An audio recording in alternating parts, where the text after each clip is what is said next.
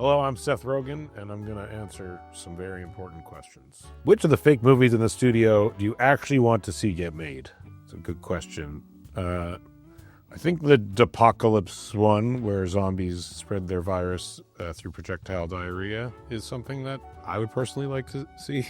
The Alphabet City movie, is a pretty good idea for a movie. It's sort of like Collateral, like a 70s New York Collateral. A Martin Scorsese Jonestown movie would also be very cool. Matt does so many cringy things in the show. What's the worst thing that you based on a real life experience? There's a few cringy things in the show that are based on real life experiences. I've had to kill people's movies. I've had to tell people that their movie isn't going to get made.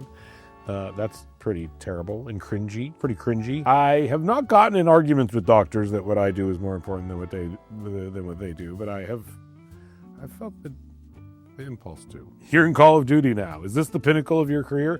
It's a pretty good one, and I got a lot of calls from a lot of friends about the Call of Duty character.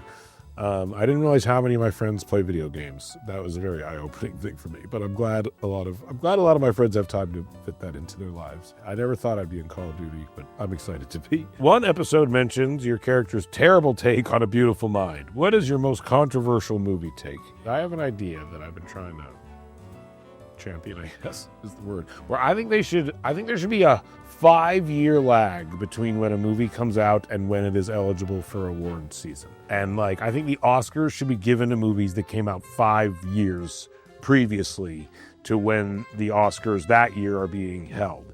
Because I think it's so hard to judge a movie's true quality, honestly, in a lot of ways, for a few years. Because you see if it stands the test of time, if it remains in people's cultural memories, I think, all those things, how people perceive it, even a couple of years later. It's like you look at Crash, that movie won Best Picture? Really?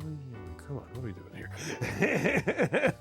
And it didn't age well, and it had zero cultural impact in its wake, And I'm sure there were other movies that came out that year that now, or that 5 years later, you would look at and be like, no, that's what should have won. So that's my controversial movie take. Within that take is that I don't love the movie Crash.